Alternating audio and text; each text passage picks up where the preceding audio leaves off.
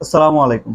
তর্ক বিতর্ক বহু কিছু সমালোচনা করে এখন কিন্তু আর্জেন্টিনা কোয়ার্টার ফাইনাল, মানে quarter final already Argentina shift করে ফেলছে, তাদের 12 তারিখে খেলা। তো আমরা অনেক তর্ক বিতর্ক অনেক কিছুই করছি। বিশ্বকাপ কিন্তু প্রায় শেষের পথে। বিশ্বকাপ পরে কিন্তু আমরা কেউ কারোর সাথে তর্ক বিতর্ক করবো না। মানে খেলাটা যতদিন থাকে ততদিনে তর্ক বিতর্ক বিভিন্ন জিনিস ইস্যু নিয়ে তর্ক বিতর্ক হয় আমাদের মাঝে। কেউ মুসলিম দেশের সাথে সাপোর্ট করে, কেউ এদের সাপোর্ট করে, কেউ ওই দেশ সাপোর্ট করে। এই তর্ক বিতর্কটা আসলে মানুষকে অনেকে মজা দেয়। এখন আমরা এই মজাটা অনেক সময় অনেকে সিরিয়াসলি নিয়ে নিই। যে সিরিয়াসলি নিয়ে যখনই আমরা নিই তখনই কিন্তু আমাদের মধ্যে বিভেদ সৃষ্টি হয়, ঝগড়া সৃষ্টি হয়, মারামারি সৃষ্টি হয়, অনেক কিছু হয়ে যায়। তো এটা আমরা তর্কাতর্কির মধ্যে রাখি, বিশুদ্ধ যেন না নিই। কারণ বিশ্বকাপটা কিন্তু শেষ হওয়ার পরে কিন্তু আপনার সাথে আমার দেখা হবে, কথা হবে, চলা হবে।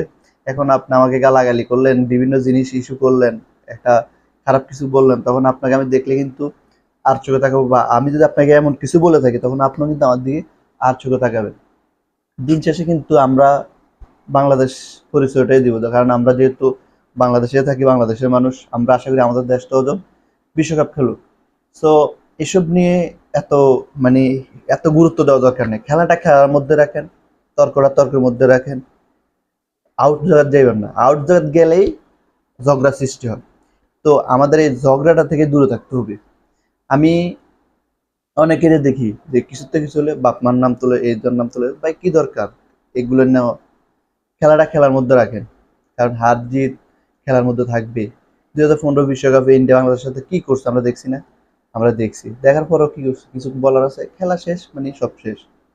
সো যতদিন খেলা আসবে তর্ক বিতর্ক হবে, কে ভালো খেলছে কে খারাপ খেলছে এগুলো উঠে আসবে।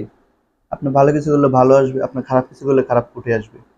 তো খেলার আগে খেলাটার মধ্যে রাখেন, খারাপ জায়গা নিয়েন না। এটাই। So bad luck.